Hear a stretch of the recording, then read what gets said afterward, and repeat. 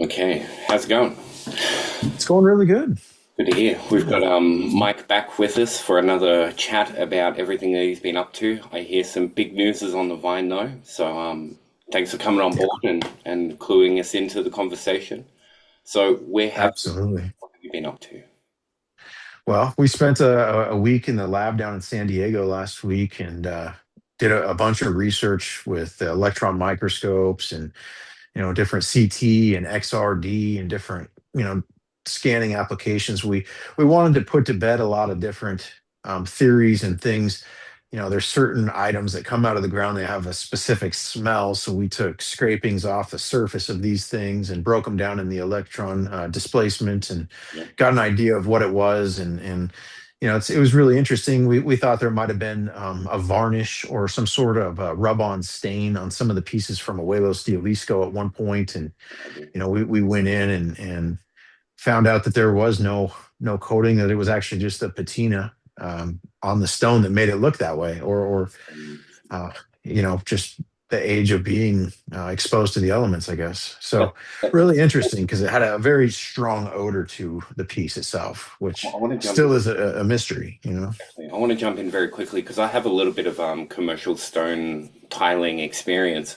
The idea that we have somebody who's manufacturing anything out there that isn't preserving it is a bit of an alien concept to begin with, because whether you look at fabrics, woods, stones, tiles, other things like this, all throughout our history, we've had people coat and surface these things with a seal of some kind Right. to look after it. Yep. So this is already a huge anomaly that's jumping out to me.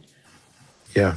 But this sort Yeah, of, and we found chlorine and certain elements from Tula on the surface of those stones, ooh, and so we believe that there was treatment done there, and just the way that these stones are preserved, a lot of times there's absolutely something done to them. But yes, like in Abuelos and whatnot, we've broken these stones down and did the elemental displacement on those, and came up with ridiculous findings of high amounts of oxygen and carbon and not just the way that it's put in there, like it would be put on like from pollution or something. This is like woven in with other rare elementals like chromium and aluminum and silicates that just it doesn't make any sense at all. And the more we look at these things, the more anomalies we find in terms of the way they're being constructed and layered together in this fashion. It's definitely not something that we've ever seen from the earth. So I'm not saying it's not from the earth, but we believe it to be manufactured and unlikely to be from the earth. well, that's clear as day. There's that latest video that you've got up on your YouTube channel. I did have a quick look at the other day, and what caught me was the combination of ingredients that you're talking about, which got me buzzing immediately because I've got a 3D printer myself, do a little bit of Yeah. gadgeting and gadgeting. But the silicon aluminum comes out as a fantastic 3D printable material. Yes. It's a combination of effects that counter the negatives of each other. So the things that aluminum have detrimental about it, silicon buffs up, and the things that silicon misses out on. So somebody clearly has figured out that combination that you're pointing out there. Right. Blew my Yeah, and it mind. would make a lot of sense seeing some of these pieces and how intricate they are. I mean, regardless if they came out of a mold, if they were carved by hand, I mean, no matter what way you go about this, the amount of original designs that have been documented here are insane and would require extensive effort no matter what. And that's just, let alone being somewhat historically correct across this broad number of pieces, 20,000 items or more. I mean, how, It occurred to me, I was like, what, why isn't somebody cataloging and putting all of this in a museum? And then it was just like, well, hang on, I don't know if we have a building big enough. Like there is that much coming out, isn't there? Yeah, yeah, Yeah. yeah. So That's why I've we're been making books and trying to get it in there at some point because there's just not any record like that from Egypt either. You can't go back through, oh, this is what came out of this tomb and this came from yeah. here. No, it's not like that very easily. I mean, unless you live at that museum. Or one of those families that live on the tombs, you know. But that's Yeah, where the tomb raiders have got in and got all of the history already out and sold it to private collections. But this stuff is just hitting the right. market from word go, Yeah. it seems. So we're seeing Yeah. exactly the volume of the stuff coming out of the ground, and now plenty of amazing examples of n- unexplainable phenomenon, not just in terms of the makeup, but the things that things are doing, things are lighting up, things are sensing light, things are Yeah. temperatures, magnetics. There's all sorts of weird things going on here. And of course, Yep. we get the immediate people who jump up and go, well, I can do this using some LED sensors or something. And you go, yeah, look at the other information that comes along with this. And How about our 14-day stress test so far? It's still lit. what? So Yes, 14 days of just staying on. Like we decided, okay, we've got four of these. Let's see what it can do. perfect. I believe it's stable, like it's a solid state power, Which is maybe magnetic. I haven't gotten deep on the research of those items yet. I just got one that literally lights up a crystal skull, I have and it's a really good size, so should be able to get some understanding. now. I wasn't expecting this to come up, but I have in here. There's something that's called a hamburger battery, and it kind of verges on some free energy tech stuff. And if anybody out there has been dabbling Yeah. in their home, they might have tried to make one themselves. I've got a couple of videos come out, but I just want to show some people how some of this stuff can actually come out and play out. The solid state stuff that you're talking about means that you don't need to upkeep it. But Right. this is a magnetic tower. It has little bits of copper and nickel in between with a tiny sandwich of paper in between them. And the effect of that Oh, creates when you overlap it with the magnetic field viewer,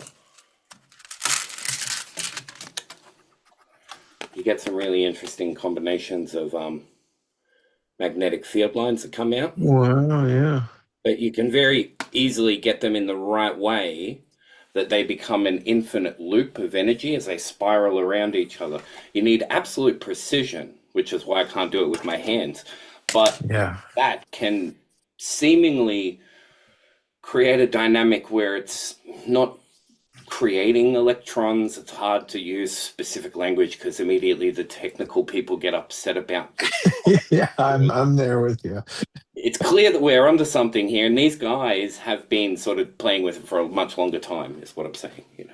Yeah. Oh, big time. Yeah, So obviously, we find that this substance of this yellow stone or this orange stone from Tula to be a manufactured stone. And cool. and what's really interesting is there was a piece that had these four pyramids with the magnetic pillars below them, and the pillars they looked like they were hovering.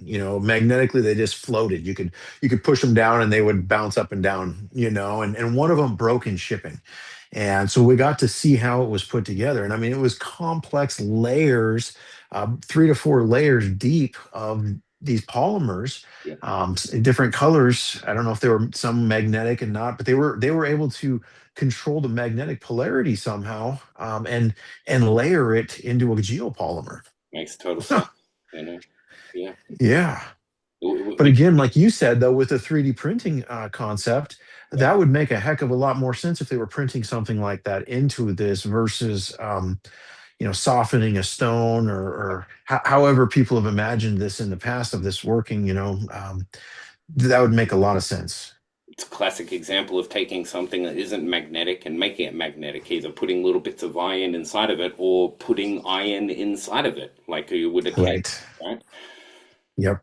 This is And crazy. I think you hit it on the head. That hasn't been fully researched yet, but it will be in the future. And I think logically speaking, looking at the makeups of it and the colors, it's probable that it's something like that. A lot of people out there might be having a hard time bringing some of this together because I've got like I mentioned, a good working knowledge of 3D printing. I'm in a couple of groups where I see some ninjas out there basically 3D print with some straws and maybe some fur. And you're like, Yep. how are you even doing that? So when I'm suggesting that some of the Yellowstone stuff was made out of crafting techniques, I'm not suggesting that they had exactly the same 3D printing technology that we have, but the after effects of it, the amorphous solidified ingredients laid in a particular pattern. And the other one that blew me away was the amount of unique design. Like there was a Yeah. comment in one of your videos where you're saying if it was made from molds, you would find evidence of molds, you would find evidence of repeating designs, of repeating artifacts, right? Something. Yeah. Something. it's Yeah. coming out of a factory somewhere in China, right? Yeah, exactly. I mean, even with AI in this situation, I mean, I've put in thousands of designs into AI and they never come out looking sharp like this. Mm, It always has that AI look to it. It's almost, I'm not going to say it's animated, but it's slightly off. yeah, I don't know, but this stuff is so, and the way the carvings are, the erosion and the patina that settles into the carvings, like the manganese and things that we found deposited into these crevices, yeah. really paints a picture. But it also, in some of these pieces, like I actually have one right here, you can see on the back of this thing, there's like a spot, that's open, and if you look into there, it's hard to tell, but there's it almost seems as if the white is a glaze on top of another stone, and I believe that to be the case, that they literally had some sort of enamel or glaze that they were able to coat these stones with. And that's why they're so resistant to age, but also why in the places where the enamel has broken off, that's where you find all the age. You can find all the manganese and everything in those pockets that have broken that glaze away. But on the glaze itself, it's not very common. It looks new. Oh, yeah, there's definitely some interesting things come up there, isn't there? Yeah. And the material science supports this in terms of that layer is absolutely different than what's inside. Well, that's what I find the most fascinating about it, is the more nuanced stuff that you're talking about. Like, yes, oh my God, it's got a big alien head on it, and that's the shock factor, right? Like, whoa! Yeah. But then you look at the small parts, and you're like, hang on a minute, that that worries me. Like, Yeah. in terms of what Yeah. we've got available, it doesn't fit into any of that. Clearly, has to be something else, Yeah. like that yellow, And you know. yeah, or the glow in the dark stuff that they put on there. Or I shouldn't say glow. Well, some of it does glow in the dark, but most of it requires UV to really stimulate. But that luminescent material is something of itself. Absolutely something that's manufactured. Yeah, The chemical combination of it is not consistent with what we would find in glow sticks and glow in the dark paints and stuff today. yeah, And the way that they're attaching it to these items, whether it be crystal quartz or calcite, this geopolymer, bones, but it's bonded on and exactly. and literally fused to whatever it's put on, and that is really bizarre. So it's clear that we're dealing with master craftsmen. That's apparent at Oh yeah, the moment. yeah, But yeah. the Those Toltec, they learned their crafts from something, and that's probably because they were literally sitting on this, and they got to see all this real early on. certainly there's some interesting dynamics that pop out across different fields of science. This might be a bit messy, but I feel like it's going to point out something pretty big with the different layers of the stones, right? If we have a look at 3 to 4 layers of something, that then starts to shape out a dynamic of effects in different fields. You might have 3 or 4 layers of something before you get to the outer shell. Take an electron, not an electron, an atom, for instance, which has like 4 or 5 shells on around the outer shell areas.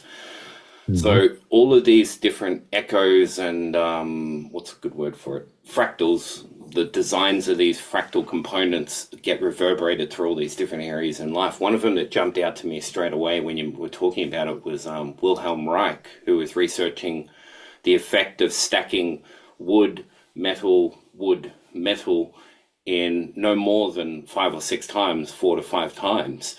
But this biological sandwiching, mix matching was giving a, a one-way flow effect of a certain type of energy that he was trying to filter. So having Huh. multiple layers like that creates a way in which energy sort of comes in, tries to bounce back out, but then sort of bounces on the outer layer before it keeps going back in. Having micro knowledge, macro, micro, depending upon the scale that you're talking about, but having a knowledge enough to then take that material and create an amorphous substance out of it, even a bimorphous substance, so you can have, say, the magnetic points pointing out that way and the electrical conducive points pointing in this way. You then set that in stone, and you've got an electrical component, Right. right? Yeah. And So that would make sense of how they got the things to hover on that exactly. pole like that. And that just Otherwise, takes it just one didn't make drop, sense, you know? grinding stuff up and then mixing it together with some sort of liquid substance, and away we go. Yeah, What are the real grounds for something that's easily understandable across the board here? yeah. It's very big. Go ahead. What were you going to say? Oh no, I was just agreeing. Yeah. I just Um, processing it through, you know? Yeah. yeah. Yeah. When I look into, you've mentioned in some of your videos some comments or some showing that you were doing with Nassim Haramein. His work is really interesting in pointing out these different layers of stuff like this. Yeah. Um, and when you understand them, they have dynamic effects to change the way we view reality. Mhm. You're about to? No? Oh yeah, I was just gonna say, being an astrophysicist, like it really gives a different perception on the learning curve when that's his, he's an astrophysicist first before he looks at all this stuff, which I think gives it a spin that many of us don't necessarily always adapt to first, you know? Yeah.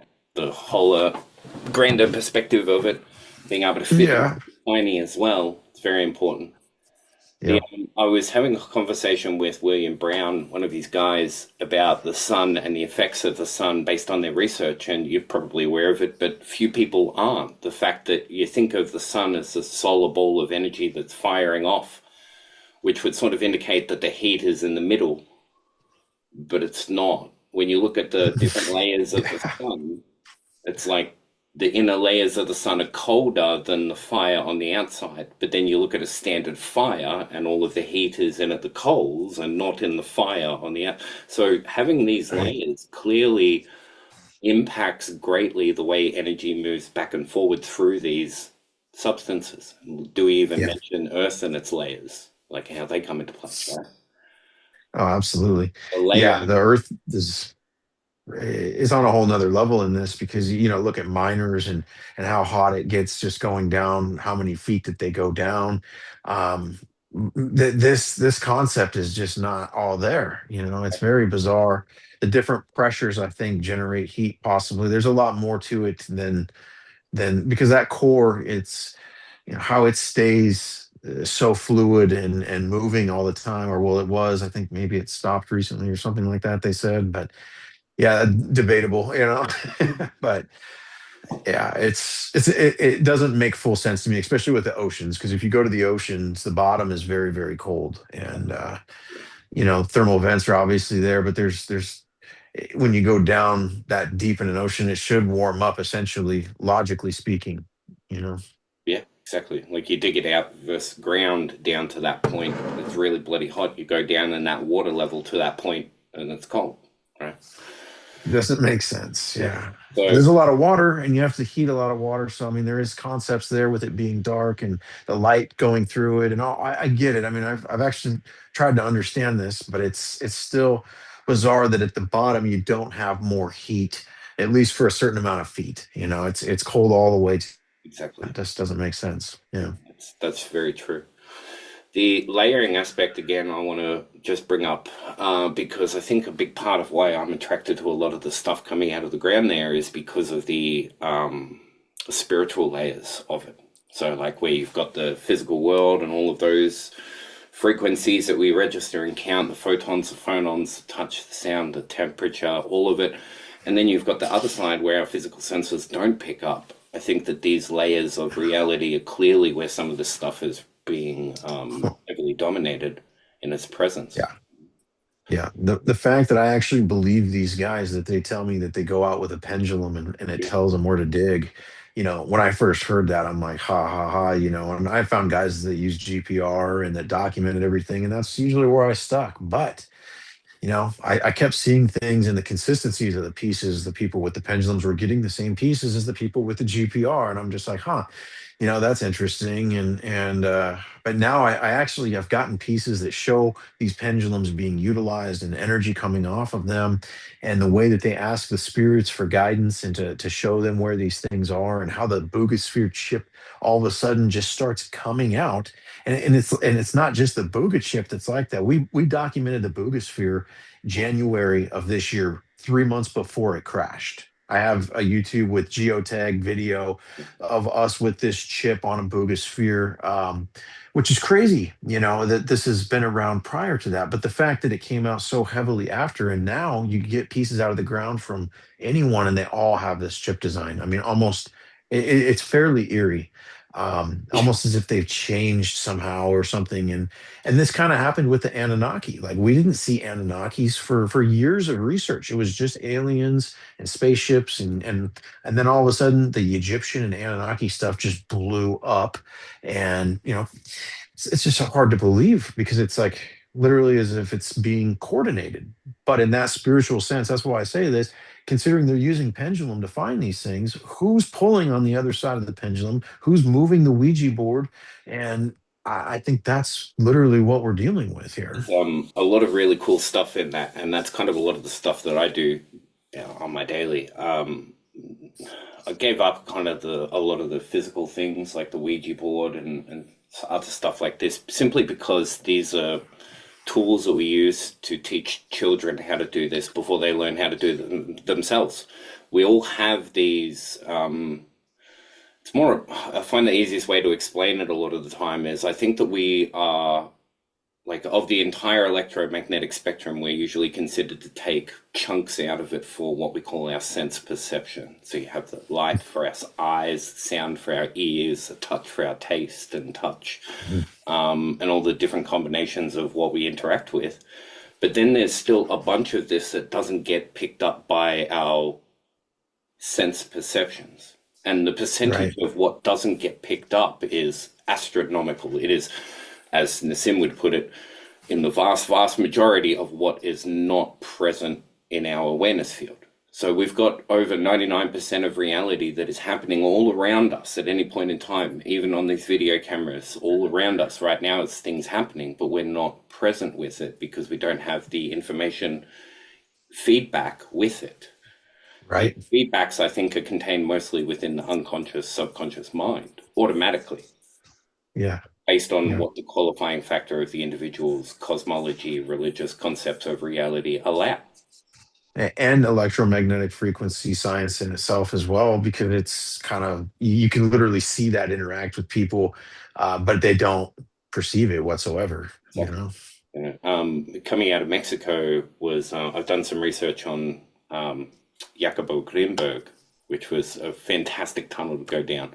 FBI got taken away by the CIA, they say at the end of it, disappeared, but he was manufacturing and Oh, showing how minds connect through time and space and proving it using actual experiments. On the big experiment he was going to break it all open to the world with, from Mexico wow. to India, to show that two brains were connected across this distance. He goes to get on the plane in Mexico and disappears. Nobody sees him Oh, again. wow. But the research that he comes from to get to that point was researching with a what's her name again? So a famous Mexican shaman lady, Pachita. Pachita. Okay.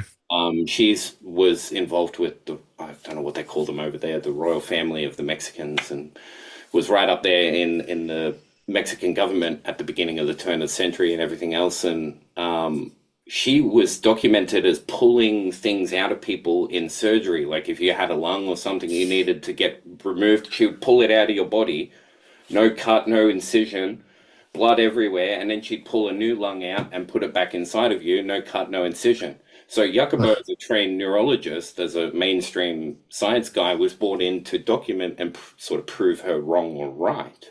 And he ended up following what she was doing, which begs into a lot of what we're finding here, which is huge amounts of artifacts that do borderline on different dimensions, different experiences Yeah. that are going on. 100%. Portals and stargates and Yep. everything else. Yeah. Yeah. The mirrors, the yeah, the literal portals, the literal stargates. We're not talking metaphorically here. Like there's some pieces where No, you have designs like a door, where you have designs laid out in their scripting of what looks like this is a door and this is how you use it. You know? no, So no, it's where's like it the ones going? on the Stargate show. Honestly, I mean that show. I've talked to someone that was part of the creation of that, and they came to me and said that the pieces that we found are the basis of what their show was created from, and that it was a temporary or a trial disclosure type thing to see how people would react to it, being so close to the truth. And wow, you look back now on it, and it's wild. I mean, to see some of the similarities of this to that, it makes you wonder, That's the key. I find that it's the way that the human mind gets shifted a lot away from reality is creating a fictional story of it. That sends people in the Absolutely. opposite direction, you know? That's the alien situation in itself, I think, is why so many movies and so much money has been invested by our government into this topic. They're likely trying to create a cushion or something of it, But yeah, oh, that's cute, or whatever. A exactly. lot of people think that with the aliens, and it's just There's still a lot it's of wild. CIA presence in Hollywood, isn't there? Yes. Oh yeah, Um, yeah. And the DoD too, the Department of Defense invests a ton of movies into like movies like Transformers and yes.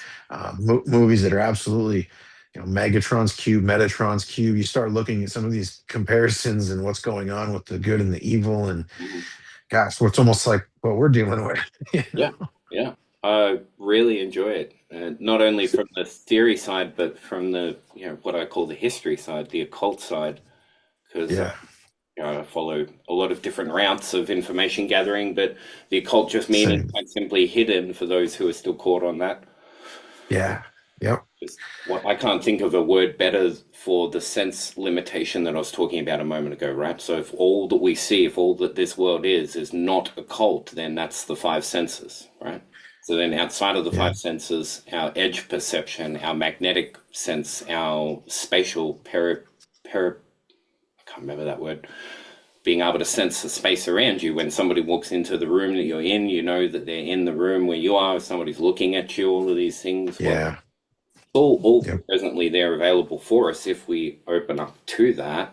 And yeah, the Marvel factor, I think, is a big one, suppressing a lot of opinions about some of this sort of stuff because it's just so common.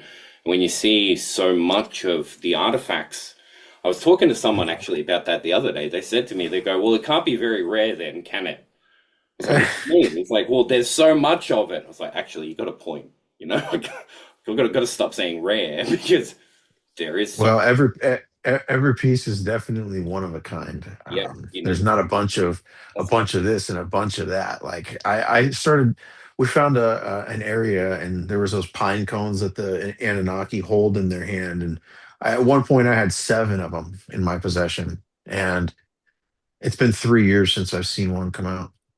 wow. And I've been asking everybody for one. Like I wanted, because I sold a few of them to close for everybody wanted one. Like I got seven of them. I was like, okay, yeah, that's fine. And now I look back at it, and so it's really just again orchestrated, and so it might seem like a lot because it is. But look at Egypt. Is it really a lot? When you break it down, and then all the stuff's gone and gone to private collections, and what's left, and so on and so forth. I mean, just little tiny sarcophagus with a raven, and it's worth $250,000 or whatever. So The other it's hard to say what it is the other at this point. terrifying thing I had a couple of days ago was a friend. I was at a friend's house, and their child came up to the table with a library book that they'd got a hold of, the latest National Geographic for Kids book, and she was Oh, okay. through it, and I noticed that on one page it was showing the Egyptians, and I was just going, "Oh, I'm not even going to look at that." Like, that's the other crazy thing is how much things have changed from what we're teaching still in the mainstream of things.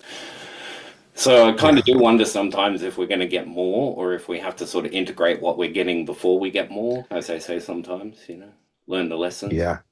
They're definitely not going to spoon feed it to us. I don't think at this point. You just The information's there if you choose to accept it, but you have to go find it. And that's, you know, I've been really fortunate because people keep throwing different books at me and stuff that they've read over the years and that have found significance to what we're finding or whatever. And it's opened my mind on so many levels, just of how deep this goes and how many different events have occurred in the past that actually are likely related to this truth of disclosure. I mean, World War I, a lot of people don't even know how it got started. Yeah, Um, it's it's true. a complex topic, right? But if you start looking at the we were after the Ottoman Empire, the Muslims, and what the Muslims had just acquired, which was they destroyed Babylon. They killed the last of the Babylonians and they took over their stronghold. Well, gosh, at Constantinople, you could only imagine what sort of artifacts they had based on what we just found in Mexico.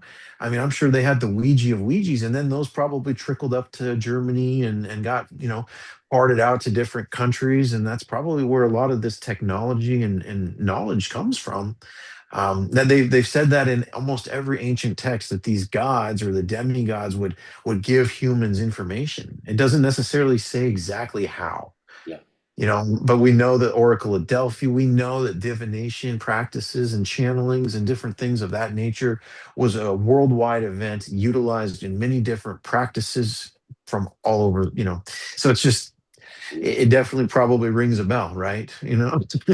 Yeah, yeah, absolutely. The one that I particularly kind of really enjoy a lot is the communication aspect of it because it struck me with the channeling, whether we're using dowsing pendants, which I think are open to having other external things helping you with these types of things, but I think they're more like goggles that we use for our extra senses. So I use a lot of kinesiology to communicate with the subconscious mind in some therapies, and that works a Mhm. treat. Documented in medical journalism, as a tool, kinesiology can communicate with the subconscious mind under the right environment. It's said 100% of the time. So Mhm. we have a I can see that. verified psychic tool used to communicate with the parts of your mind that you can't communicate with. So if your Yep. mind is picking up on the energetic pile of something beneath the ground, and then you're using a pendant or dowsing rods, or even just your mind's eye, some people visualize an arrow in their mind and it will point where they need to go, like this. The dynamics Yeah. change, the effects are clearly still the same. There's an intent, and there's a translation. And that's what I wanted to focus on. The translating aspect is very interesting because that's where you get Trev from Tasmania communicating with, I can't even pronounce their name, from Sumeria, right? Because Yeah. Yeah. it's, and there's an internal point where you know yourself far enough that you get back to meaning without form. And then when that comes out the other side, that begins to shape form around that meaning and gets turned into whatever that individual is pulling out, whether that's English, Sumerian, alien of some kind, um, or computer language, designs, Right. mathematics, all of these different things come out in different language forms, visual imagery. Some people doubting Mhm. effects with police officers finding dead bodies or crime clues and stuff. Well documented. Well Yep. documented. Yep. Just like the remote viewing. I mean, there's Ooh, we've used it in our military in America, in the Korean and Cold Wars, to steal codes and encryption passwords from safes in foreign countries. I mean, and it's worked really successful for them enough to where they have, a lot of investment into it at this point, based on, what's been declassified. But so much of it is classified that really, it never happens, right? But we have declassified papers that it does, but that's about as far as that goes. yep. National But security. again, there's truth to all that stuff. They didn't burn the witches at the stake in Europe and America because there was a maybe that they could be bad. Like there was definitely a true magic going on at that point where they required to offer this way or whatever it was. I'm not saying it's good or bad, but there was definitely more knowledge, I think, to be able to go that far with it, somewhere in there. Yeah. I think that the biggest teachings that we've got currently from the spiritual world around us and that we've carried through from time immemorial all echo the same message, which is if you're connected and centered with that inside of yourself, then these external dangers are minimized, not gone, but they are a lot more optional, as they say, consented Yes. and given permission to.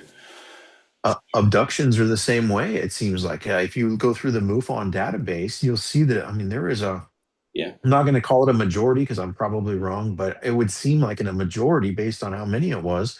The people who shouted out Christ's name to the abductees, or to the abductors rather, they left them alone a lot of the time, or stopped what they were doing. So this type of spiritual connection, it's almost like they prey on those who aren't faithful, Mhm. and that's based off of that science of all these different people who don't know each other over the years that have reported to MUFON. So that's kind of a crazy statistic for sure. It is. It is.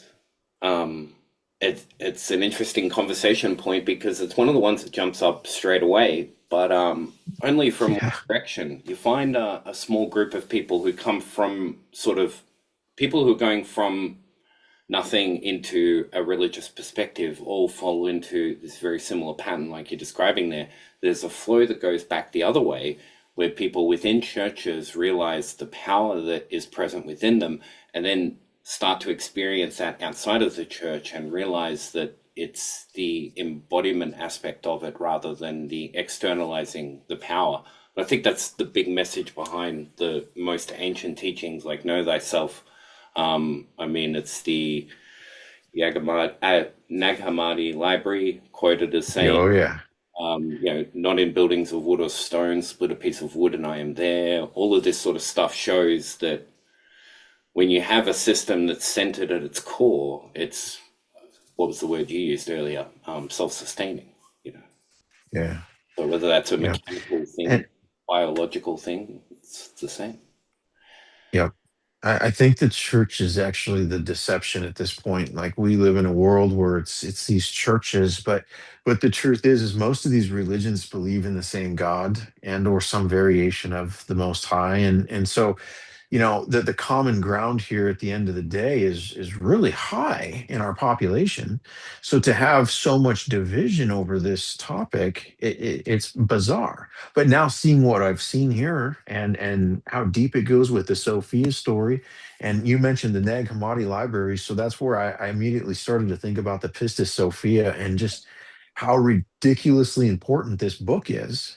Even if it was 20% true, and it was 80% I need to be using discernment because it's Gnostic. Because at pastor school, they taught me not to read Gnostic books. Coming from a pastor, I'm not saying this jokingly. This is what a pastor told me about the Pistis Sophia and why he hasn't read it. And I said, well, it's Christ's words, and how he taught his disciples. Wouldn't you? And it's not like this is some foreign concept where he came after the resurrection and taught the disciples. It mentions it in Luke. So for this book to be outskirted and all of these teachings from Jesus to just be negated for thousands of years, like that's a real sore thumb of a topic for me, because that book is, it really separates Jesus from church. Like, in my opinion, they're the ones, the Roman Catholics are the ones, inevitably that offed him in the first place. So um that whole money trail of this Messiah is, I think, really the catch 22 of the disclosure itself. And all these religions are these massive corporations trying to control or to keep in line. But the truth is, I think that the money has corrupted all of them, and none of them are actually doing the what Christ came to teach to do. And that's why those teachings are almost, they're not off limits, and they are respected in some aspect, but they're never referenced. I mean, most people don't even know what the Pistis Sophia is, Yeah. you know? Exactly. But the idea of talking about Jesus but not going to his words is a classic example for me as well, because I deal Yes. with those hard ones. Like, have I not said ye are gods? You will do Yes. more than me and greater, all of these things. So Yeah. what we have then is a seed at the core of an idea that we call an identity or a being, a human, that then unfolds with these different layers of what we call identity or ego, with the most outer shell being our wonderful, as they call it, the sun sign, what we present ourselves as in front of everybody else. Yeah. So we're again back to that idea of having these different layers of integrated amalgamous energies or ingredients designed to help filter and construct an environment that is separate from its external. Yeah. Something The so material world. Yeah. exactly, exactly. Something so basic might sound really boring and basic, but that's kind of the definition of what's physical and what's not physical. You know. Yeah. So 100%. where do you think some of this is going? You mentioned that there's clearly something that's guiding a lot of it. That I follow the idea that there is intelligences out there larger than bodies. So whether we call it an intelligence or an energy or however you want to term it all, what do you think is guiding all of this to its conclusion? Where do you think it's going? After seeing this whole Panama thing, Yeah, I don't know if you've seen the meteor from Panama with this thing that grew out of it. A lot of people are saying it's fake. A lot of people said the Nazca mummies were fake. I mean, now you've got Joe Rogan saying they're real. So, there's obviously some controversy on this topic. But with this Panama thing, it talks in the Bible that the very Nephilim would come quickly, back. very quickly. If you haven't seen that, pause the video, go have a look at it. It's unique. Yeah, Kin Panama on TikTok. Yeah. It's weird, and I've asked AI 800 questions probably about still frames, and is this AI? Could this be AI? And every time it says no, no, it doesn't propagate the right line patterning or anything like that of that. And so this thing's weird, but it could absolutely be the return of some of these beings. We have these different comets that have entered. There's another one now that's entered our solar system, and the three eye atlas thing is very interesting with the amount of nickel and stuff that it's emitting. This would fall more under a plasma engine, and how it's correcting its course. And the percentages that the Harvard scientists are saying that it's not a comet and that it's actually something different. It's absolutely a wild thing. But the one thing that sticks out to me about all this stuff the most is that the news and the media isn't disproving it. They don't talk about it at all. Never. They've never put the aliens on the 4 o'clock news. They've never put it on the 6 o'clock news. This is, they report a little bit on the Booga, a little bit on the Nazca. They kind of just left it up to people's own speculation, but minimal reporting. And then to bring it back up is a cardinal sin. Yeah. You can look at Stephen Greer's interview where he says that he was banned off of Rogan for talking about the Nazca mummies or something like that. And I mean, and I believe it because anytime I bring this up to people who are prominent in the industry, it's like, no, I'm good on that. I mean, Yeah. in shorter words. Yeah. Yeah. Yeah. I think so too. There's So that's a good hint that it's possibly real, in my opinion, because they love to attack things that are not real or that are harming people. And all of these topics would absolutely be, especially this thing from Panama. I mean, a lot of people are panicking. This is hitting, 100 million people in a few days. Um, and no response, like, oh, by the way, we sent a team down to double check for us. There's none of that. We hear nothing.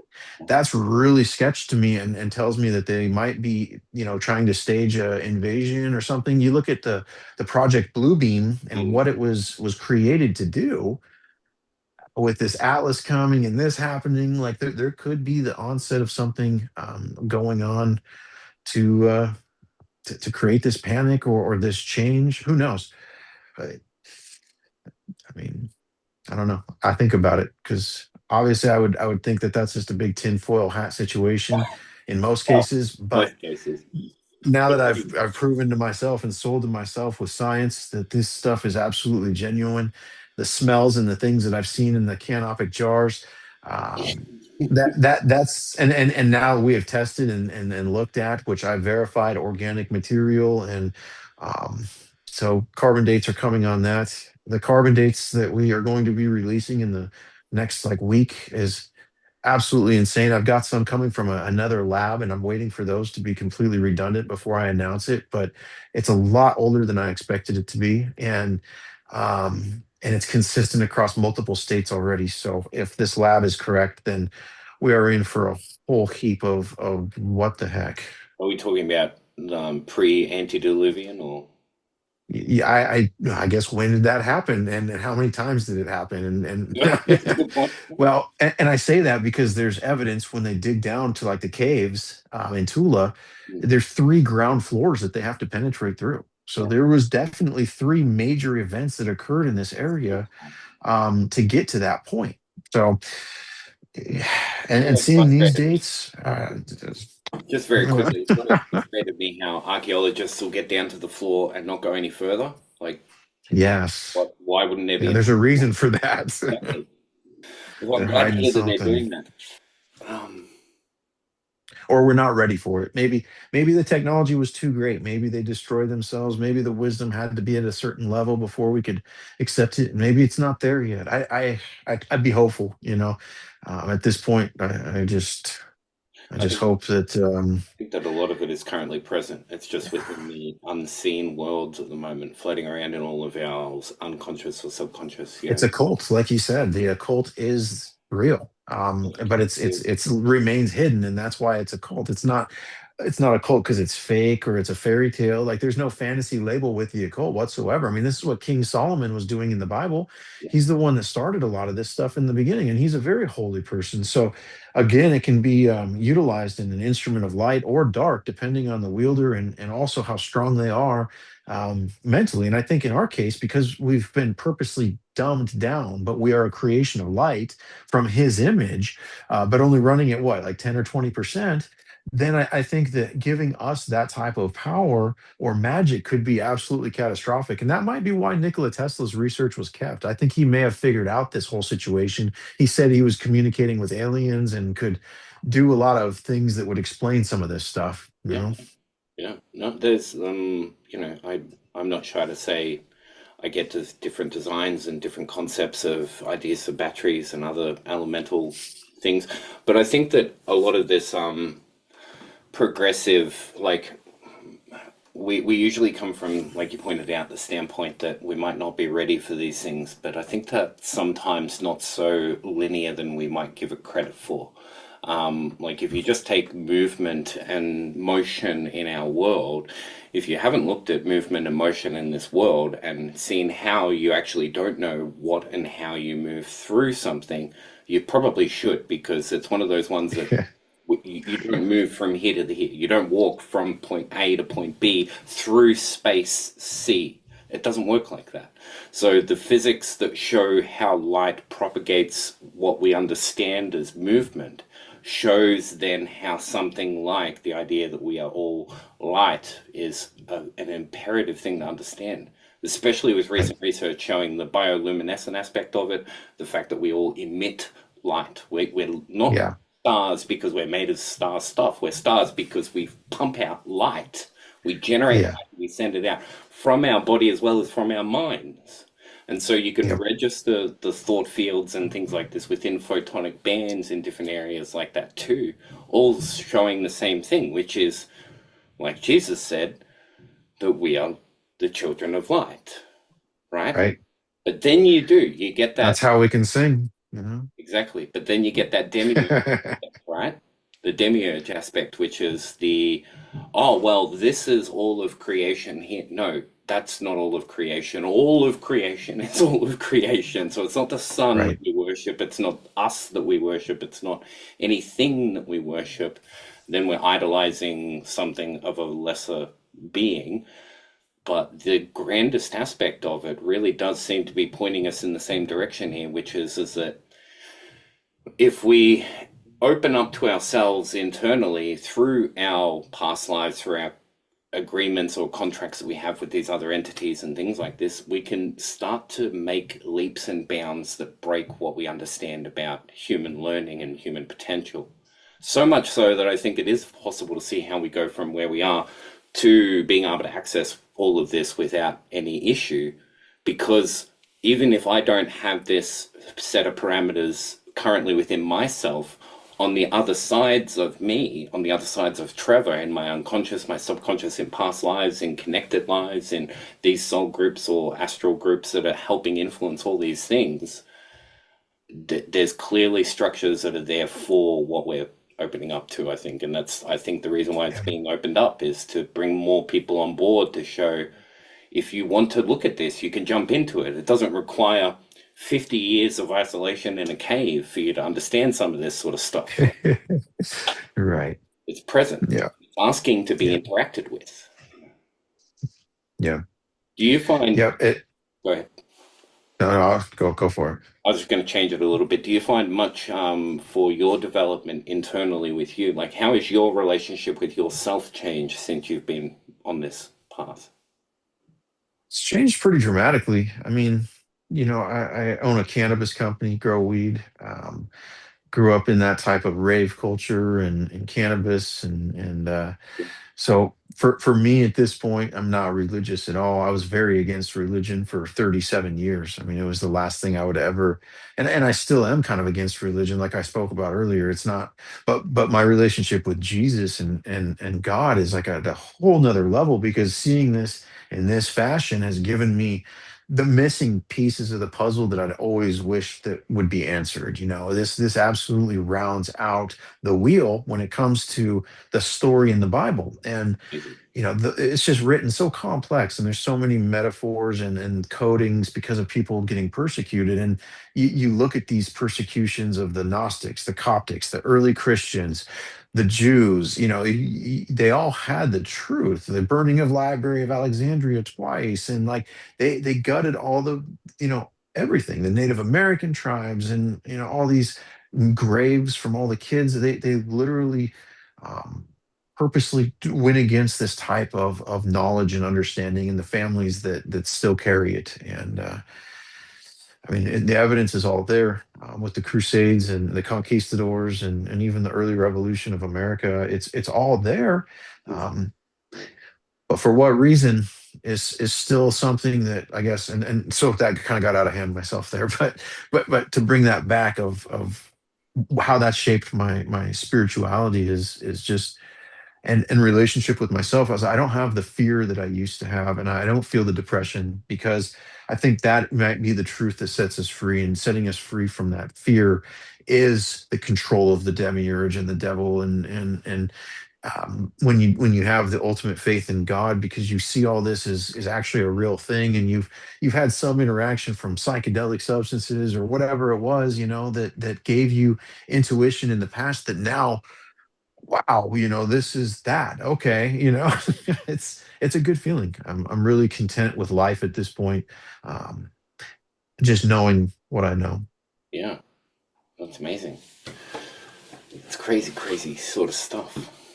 Yeah, yeah. It's and that's the thing that like when I prayed, when I was at my lowest of lows in life, I was the first time I ever prayed to Jesus. I was like 30. No, actually, I was younger. I was in my 20s, absolute lows, and and that was the one thing I said, I just wish I knew the truth about all of this. And so to be here now at this point, rest in peace, Ram Dass.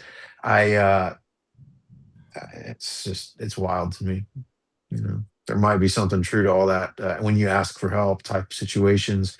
People, all these born again Christians that come out of jail, well, maybe that's what it takes. You have to really get down on your knees and want to ask for help if you're going to get it. Yeah, that was the path for me. Yeah. The, the hop back out, please. Bye. Mhm. All of the big stuff growing up was talking about this more important things than getting a job and all this sort of stuff. So a lot of people do embark on the religious path to try to find the idea of these larger questions and some of the answers to them, just to know that somebody out there is at least looking into it and that they're making Yeah. progress with it somewhat. But then yeah, had to go into it, the religious side of things in Mormonism over in America to find out. And of course, Joseph, the story of him, like many Josephs, as it turns out, before him, and many other people, all they did was they did exactly that. They went, well, this is confusing. What the crap are these guys talking about? I better go have a talk with the creator because that's what the Bible says, right? Kneel down, talk with me, Yeah. I'll shed the light for you. You Yes. do. And then that's when you kind of get that big opening path, which for me was when I first prayed to God with an honest heart, it was actually on a railway line where I was about to commit suicide, and I'm still here because of the messages that I received then, which I later on found out was not from God. It wasn't God that spoke to me at that point. It was actually me from the future that spoke to me at that point, and I had no idea until I got to that future point, recreated that, and then the memory loop lit up and I went, oh, okay, right. I thought this divine moment of intervention to say, yes, Trev, there is something religious out there, turned out to be a seed for a lesson that I needed later on, which was what's a good word for it? The retrocausality of time, the backwards and forwardsing of reality like that. Yeah. So to see then how something like the things that are coming out of the ground has both an impact on the future, well, everybody would go, duh, obviously it has an impact on the future, but then how Yeah. it actually changes what's happened in the past is something that people might not be grasping yet either. All of what, That's, I think, the hard part about disclosure is yes, there's been a lot of decisions made, and it might not have been in the control of us. yeah, Like, we might not have been able to, this might have been satanic manipulation at its best. I mean, the Bible warns us to use discernment, from the highest places. Well, that might be from within the churches themselves because they've been corrupted by this.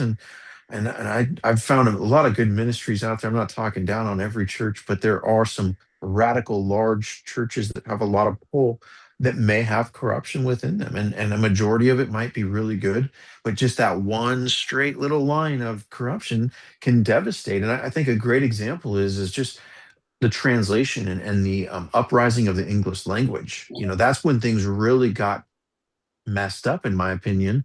Our language is not formulated in the right aspects to translate that Bible. So, like, when you look at things like Elohim being named Lord, all in caps, and that being a reference to God is, I think, not accurate. hmm I think the Elohim are the angels, maybe good ones, maybe bad ones, depending on when and where it's referencing them or in what book.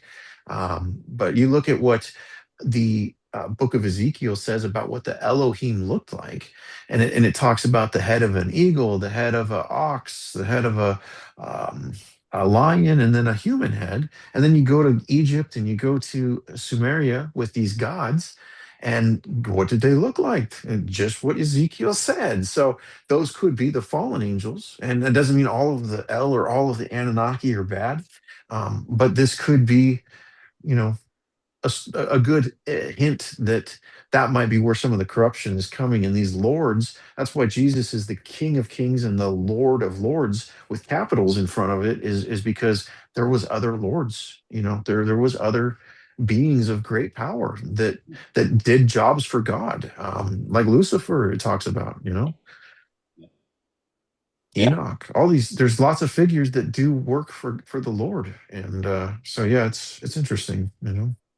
And there has to be, and I think that's a huge teaching in its own, the idea that it was all created by the creator, both the good and the negative. There's another saying, I can't remember the name now. Somebody might fill in it in the comments. In order to know God, you must know God in all his names. Yeah. Um, Yeah. the good and the bad, the up and the down, the I like this and I don't like this. It's Yep. You differences. can't have light without dark. Exactly. It's the yin and the yang. The caduceus, the whole dualistic perception on everything. Um, what goes up must come down. Like, this is our common law, Yeah. and that's what teaches us the wisdom. Without this, life would have no meaning at all. I mean, there would be no threat of death. Like, once you get rid of that, it's pointless. It's just like playing Mario Brothers with the cheat codes on. What a boring game. You just run over the cliffs and Never, never. hit the flag and I got one ups. Cool. Like, there's no purpose at that anymore. So the rules of the game are very important. And whoever created this, whether it was the demiurge or whether it was the actual, ineffable, it doesn't really matter at the end of the day. What matters is that there's rules of the game that are balanced, and without balance, there's no purpose. Exactly. there's, as a parent, anybody who has children or has been in charge of looking after somebody knows the importance of going back and forward on things, right? You can't just have all one thing all the time Uh-uh. like that. Yeah. It's a painful lesson. Even adults still have to learn a lot about, you know. Absolutely. No, it's critical, I think that's I mean, but ultimately that's the discussion of humility, really. But yeah. it's a whole unto its own.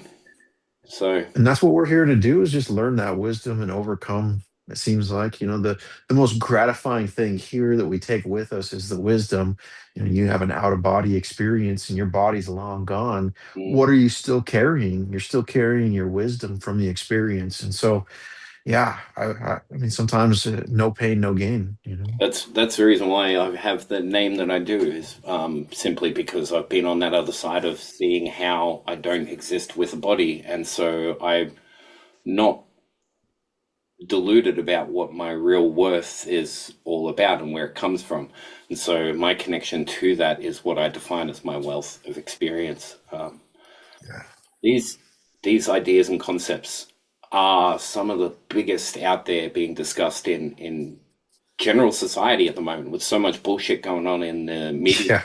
Yeah. When one moment, that can wait. When you've got a telephone call from the world of mundane, that can wait. When you've got so much like this coming out of the ground, and like you said, none of it is being laid out anywhere on any sort of general mainstream media platform of any kind. Yeah. Clearly see that these things are not trying to promulgate what's new, what's newsworthy, right?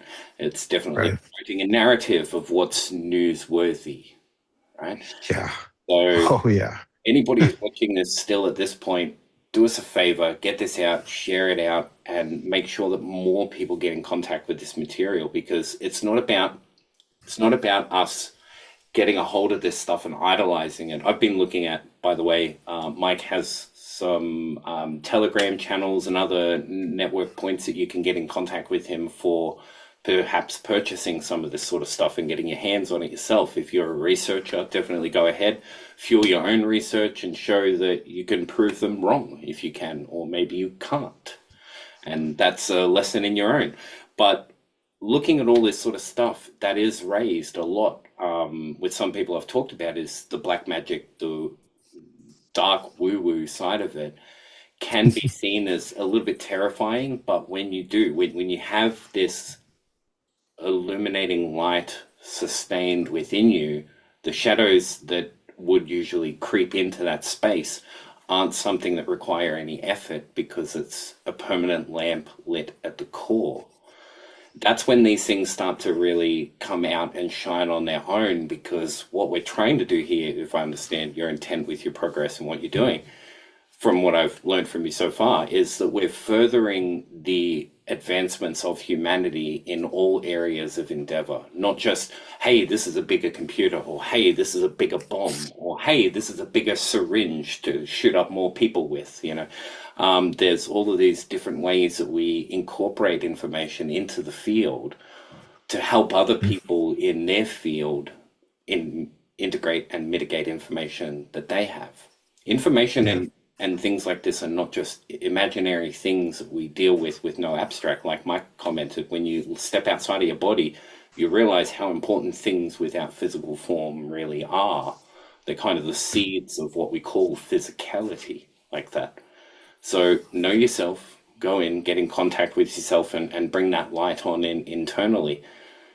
Use your external passions and drives to find that. But Yeah. I'm so fascinated by Mike and his story for a regular bloke who is just out there doing everything he can. He's managed to put himself into a fantastic, I mean, look at the backdrop there. That's just, okay, Yeah. I might be geeking out a little bit too hard here, but that's an amazing backdrop there, and it's all legitimate. None of it is 3D printed. None of it is crap that he's slung together from clay in the backyard. Yeah. All of this is legitimate. I'll meet you down at the lab anytime, any place, any scientist. I'll donate pieces to legitimate, or, reputable scientists that want to study this.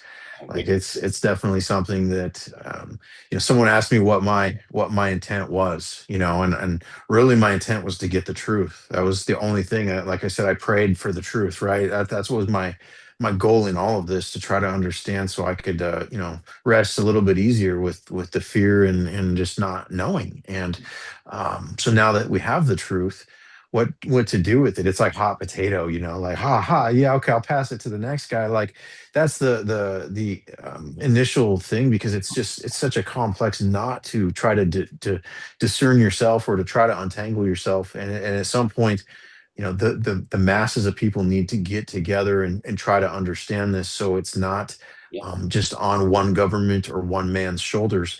Because yeah, this is our history, and it really rounds the wheel. So like you said, to help humanity, anyone's wheels that aren't square anymore that can roll is a huge help to pulling the cart. And for me, it's definitely just that. that's a good analogy. Anyone whose wheels aren't square, way to put it. All right. Well, I'm going to have to get off and have a chat to my girl now and get back to life. But wow, again, Yeah, thanks, Mike. Any time that you are open for a chat about any of the research that you're doing, let us know. All right. I will do. I appreciate it. All right. Well, Have a good night. have a great day. You too. Bye bye.